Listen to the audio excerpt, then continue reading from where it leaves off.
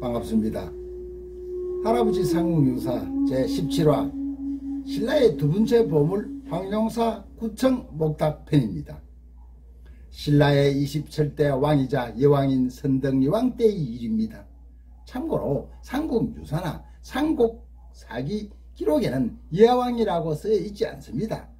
여자이기 때문에 우리가 편의상 여왕이라고 붙이는 것입니다. 신라의 고성 자장이 중국에 유학을 갔을 때였습니다. 자장은 진골로 신라 최초로 대국통이라는 직책을 받은 성녀입니다.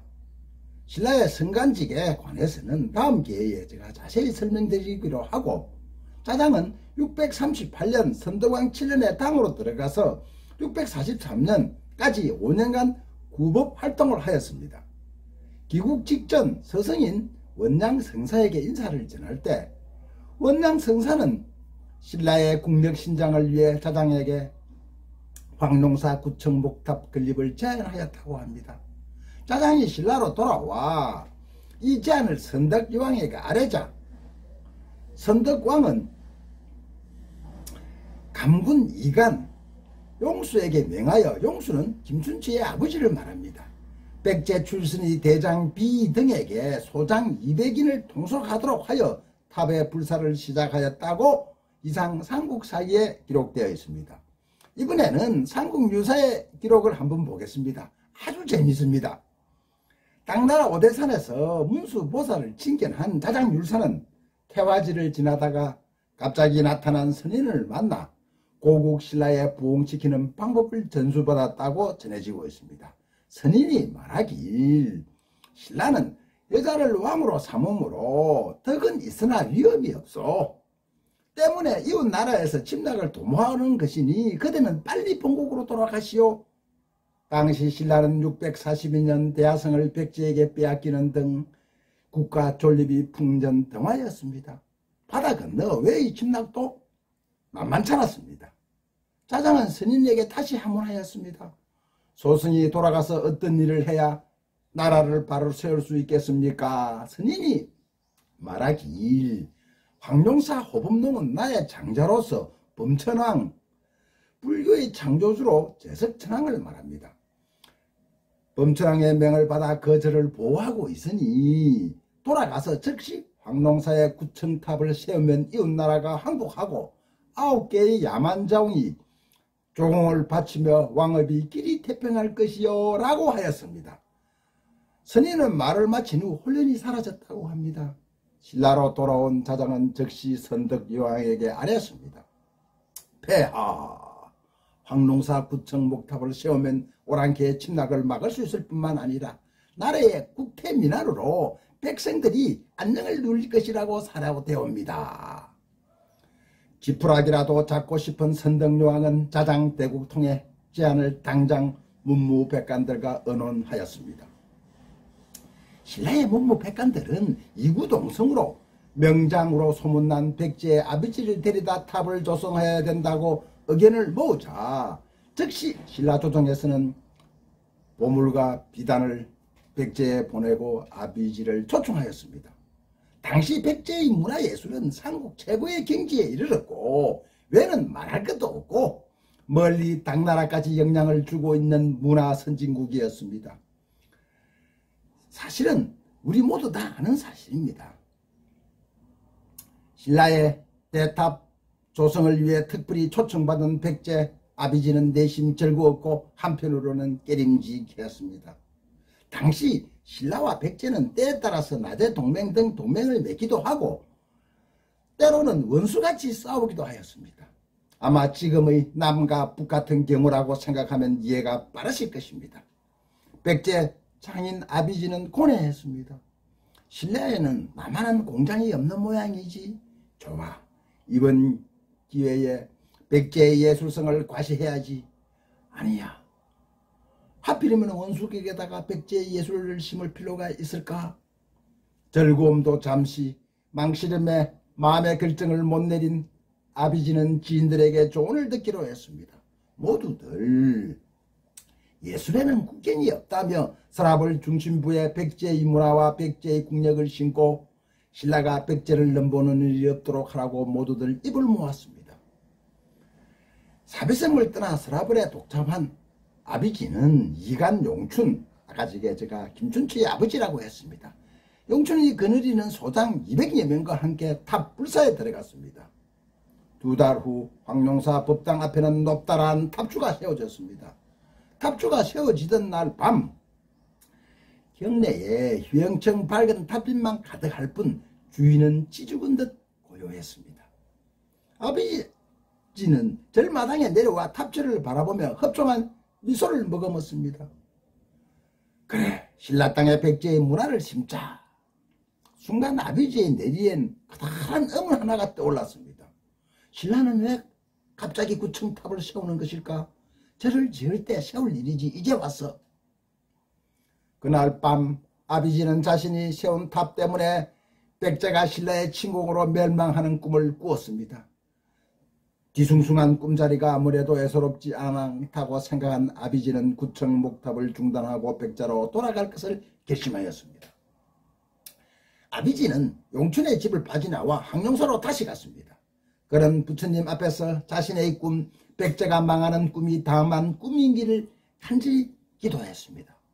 하지만 법당에서 나와 다시 탑주를 바라보는 순간 발길이 떨어지지 않았습니다.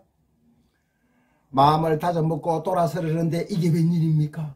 어디선가 일대 광풍이 몰아치더니 달빛에 먹구름이 가려우더니 천둥번개가 천지를 진동하는 것이었습니다. 깜짝 놀라 법당으로 뛰어들어가 문틈으로 밖을 내다보던 아비지는 또 한 번 놀랐습니다. 광풍이 멈든 법당 앞에는 어디선가 노스님 한 분과 키가 9척이나 되는 금강 역사가 호련히 나타나더니 자기가 세운 탑주와 똑같은 탑주를 순식간에 세우는 것이었습니다. 그리고는 그들은 온데간데 없이 사라져버렸습니다. 이는 빌시 부처님께서 날 보고 탑 불사를 계속하라는 뜻일 것이야. 마음을 고쳐먹고 구청탑을 완성했다고 합니다. 신라는 이 탑을 세운 뒤 삼국을 통일하고 황룡사 구청 석탑을 신라의 3대의 보물 중의 하나가 되었습니다. 구청탑을 세운 후 나라가 태평해지고 사만이 하나가 되었으니 어찌 탑이 영험이 아니라고 할 수 있겠습니까? 고려 보장왕이 신라를 치려다가 신하들이 아뢰길 폐하 신라에는 산보가 있어서 침범할 수 없사옵니다 라고 하였는데 보장왕이 무엇을 말하는 것인가 라고 하문하였더니 신하들이 아뢰길 황룡사 착륙상가 구청 목탑 그리고 진평왕의 천사옥대입니다 라고 하니 고구려 왕은 마침내 침략을 포기하였다는 비하인드 스토리입니다. 구청탑이 있던 경주 황룡사 일대를 구황동이라고 부릅니다. 황룡사를 비롯해 분황사, 황복사 등 황자가 든 9절에서 지명이 유래했다고는 하나 또 일설에는 진흥왕 터에 황룡사 터에 신궁을 지으라고 할 때 9마리의 황룡이 나타나 성천함으로 궁전 대신 절을 세우고 구황동으로 했다고 하는 말도 있습니다. 원래 황룡사터는 연못이었습니다. 그래서 용이 나왔다는 이야기가 떠돌았던 것입니다. 연못에 물을 빼고 8,800평 전체에 일일이 사람 손으로 판축을 하였던 것입니다. 판축이란 중국의 진시황이 만리장성을 쌓듯이 땅을 나무망치로 다져 공기를 빼고 압축한 것을 말합니다.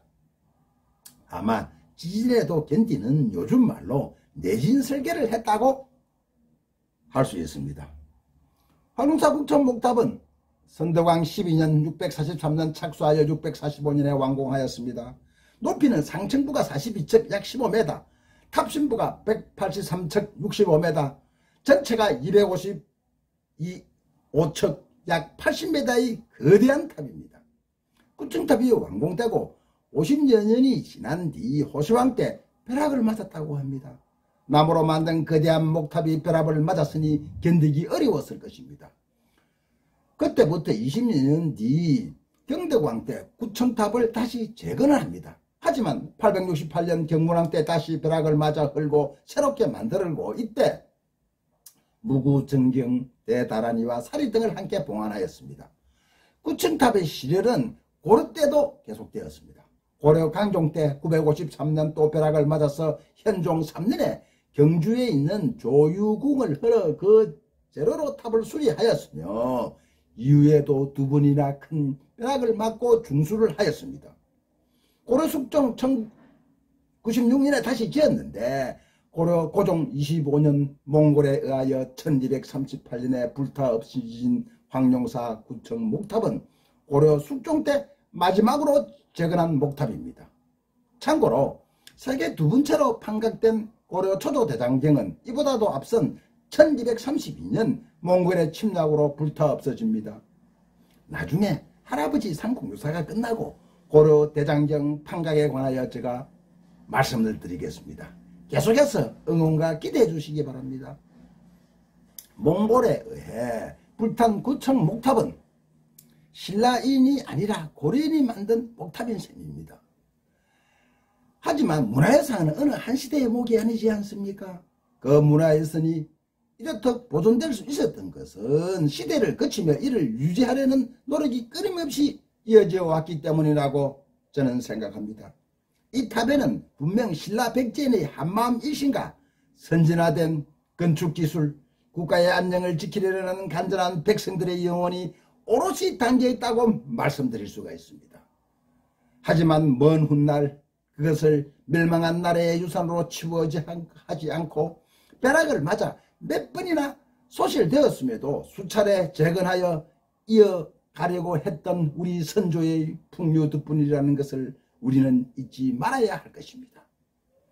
구청 목탑은 탑마다 각기 뜻하는 나라가 있습니다. 1층은 일본, 2층은 중화, 3층은 5월, 남중국을 말합니다. 4층은 탕나, 5층은 억류, 억류는 백제를 얕잡아서 부르는 말입니다. 6층은 말갈, 7층은 거란, 8층은 여적, 9층은 예백, 고구려라고 합니다. 감사합니다. 18화 천사옥대 기대해 주시기 바랍니다.